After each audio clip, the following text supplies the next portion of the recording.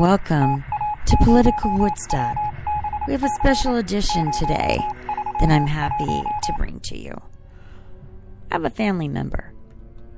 Her name is Freda-Utley. There's a foundation in her name in England, and she fits right in with the family. And I'm going to make this available to my family members. And on her website, which is freda-utley.com, it says, "The truth shall make you free." That's from John, chapter 8:32.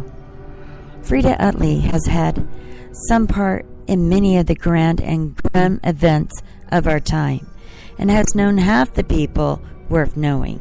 That's a Russell Kirk review. That's from back in the day. From the Japan Society, which was in England, in 2002, there's a biographical information, new bio from Professor D.A. Farney, University Manchester, about Freda-Utley, a literature brochure from 1942, Wikipedia biography. Comments on Freda-Utley by Ronald Reagan. He often quoted her, by the way. Comments on Freda-Utley by Henry Regeneria and Sidney Hook. New information 2004 from Russia's about husband's arrest in 1936 and his fate in Vorkuta, Vorkuta.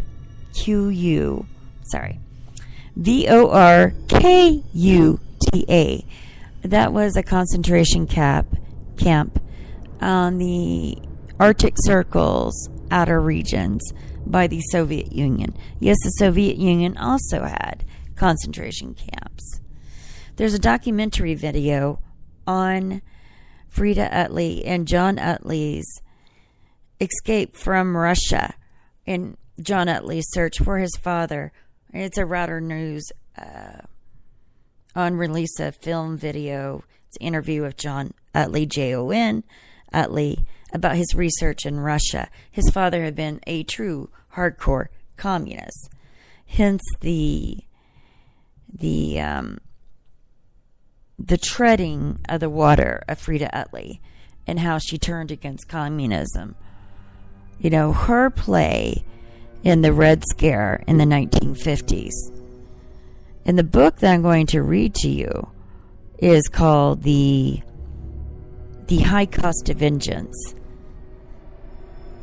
It's a compelling book, truly compelling book. Going back to freda-utley.com, I just want to tell you about some of the wonderful links.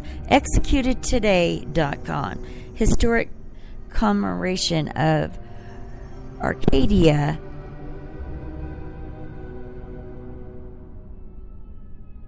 John Baker and Defender of Liberty Award 2014. There's still quite a bit of chatter about Freda-Utley and her son, John. There's books by Freda-Utley. One of them is called The Dream We Lost, 1940.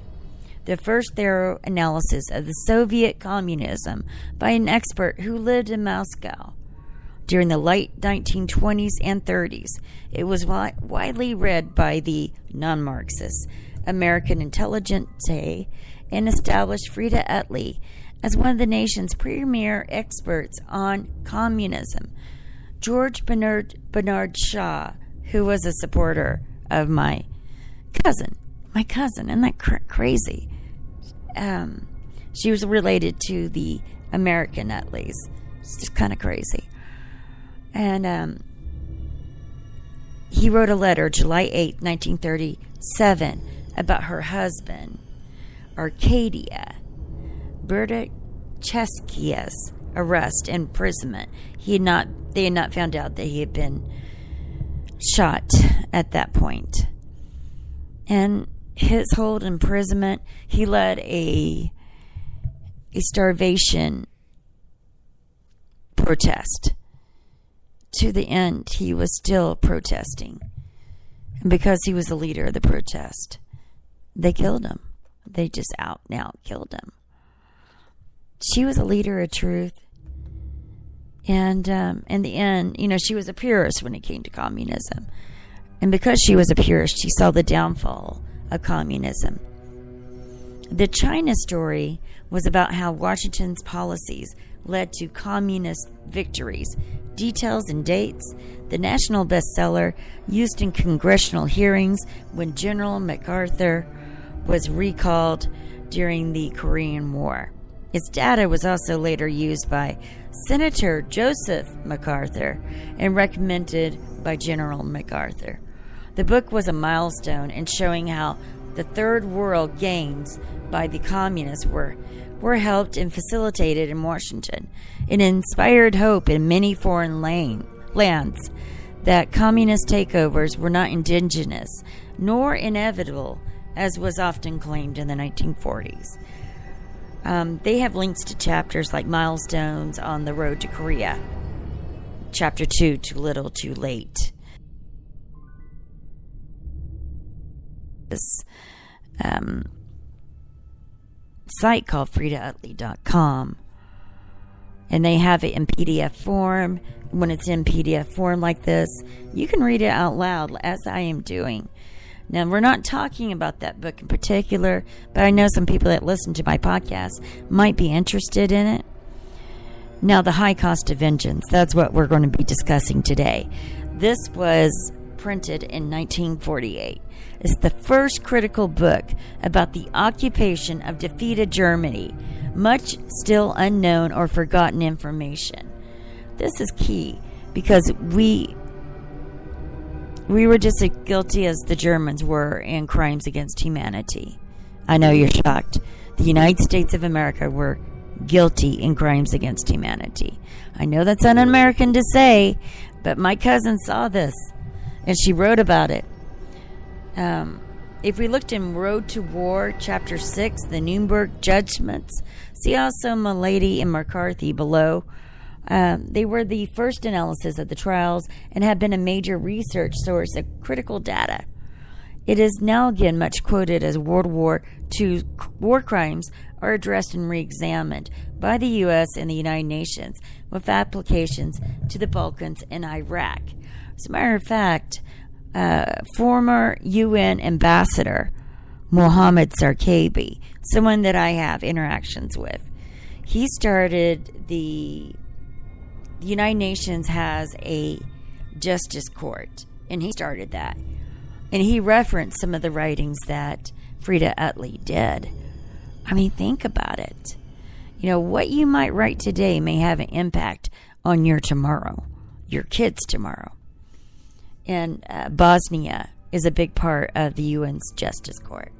Now, The High Cost of Justice is a classic book with 100 links from internet sites now to it. You can look at google.com for nearly 100 references to this particular book. And this is an old book. If you at this freda-utley.com, I start stuttering because I know my family, my Utley family, is going to be shocked. Some of them don't even know about our cousin, Freda-Utley. But a lot of us are pretty well versed on our genealogy, where we come from the 1600s, from England. We know where our family is, currently lives and resides, and we're well linked to each other.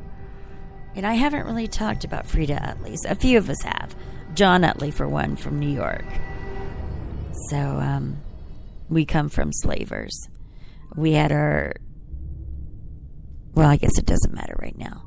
But, let me get the... Let's talk a little bit more about the book. Chapter 7, again, is our crimes against humanity, meaning the United States crimes against humanity. You probably didn't know we had any. Well, we do. And it's in this book. It was published in 1948. The Foreign Council of... Let me get it back up here. It was one of the first books that was sponsored by... I have to scroll down. I always mispronounce it. And they talked about her other books on this. Japan's Feet of Clay was pretty popular, but there was mistakes in that book. China at War, The Dream We Lost. The Dream We Lost is quoted a lot in this thing. Last Chance in China. 1949 is when this particular one was published. And again, this book was made possible by a research grant from who? The Foundation for Foreign Affairs. Now, people that are conspiracy people, their ears should be perking up. Foundation for Foreign Affairs was created in 1948. This is one of the first books that was sponsored by Foundation for Foreign Affairs out of Washington, D.C. So, yeah, that's important. That's really important. And Henry Regency Company was who published it and copyrighted it in 1949. So the copyright has expired. I just had to let you know that. She endeared it to her dear friends, John and Joe Crane. Now that's a story. John and Joe Crane are a story, whose help and encouragement have been invaluable in the writing of this book. She didn't dedicate it to her dearly departed husband or her son, but to this. I see someone's in the chat room. One moment. Let me push this. And this is very important to me because it's family. Hello, Mr. McHugs. Thank you for coming to the chat room. We're talking about Freda-Utley and her book called The-High-Cost-of-Vengence and the background of it. And I want to play a little clip from the Hunger Games because this book spoke the truth about America's culpability in crimes against humanity. Chapter 7 in this book. But we're just going to go over chapter 1. I'm going to go over this book chapter by chapter so you can hear it. Like if you're cleaning the house or maybe you're on a jog, you can listen this way. Maybe I won't have such dark music as background. But when I listen to different clips, it makes me think of my cousin, Freda, who was so brave and courageous. Now, her son did not carry the father's name because if she had done that, she would never have been able to leave Russia. In Russia, if the father was Russian, you could not leave Russia. You could not leave Russia. So her husband was in a concentration camp that was created by Russia, or was not quite the USSR in 1937. George Bernard Shaw is trying to get my cousin out of Russia and her unborn baby at that time. She doesn't know if her husband's alive. She's about to give birth. So she decides to put unknown under father and say it's an American, a British citizen. A British citizen, I think, is what she said. So she got out of Russia with her child, knowing full well who the father was. A courageous woman. You have to admit that's a courageous woman. Because they wanted this man's son. They wanted him. They wanted to kill this man's son in front of him before they killed him. War is a deadly, cruel thing. Yes, there's a Wikipedia link. There's also freda-utley.com. If you want to go there, Stabby, go there. There's a lot more links. I think you would rather enjoy it. With your love of truth, I think you would like it. And there's a lot there I don't like, I'll be honest. And this is also a podcast directed to my Utley side of the family. And we're talking about the high cost of vengeance. They also talk about will the Middle East go west? And that was published in 1956. A lot of what my cousin wrote did come true. And they even write down here for criticisms. I can't talk. For a criticism, see also Deborah Lipstadt's at links, and it's got a link to that. And it shows the book in PDF format so you can read and make certain that I'm reading it word for word to you. But this is something I like. And we're going to listen to a link from the Hunger Games. It's the Mockingbird song. And they talk about the tree. And they're referencing the tree as the tree of truth. Kind of liking it to the Bible.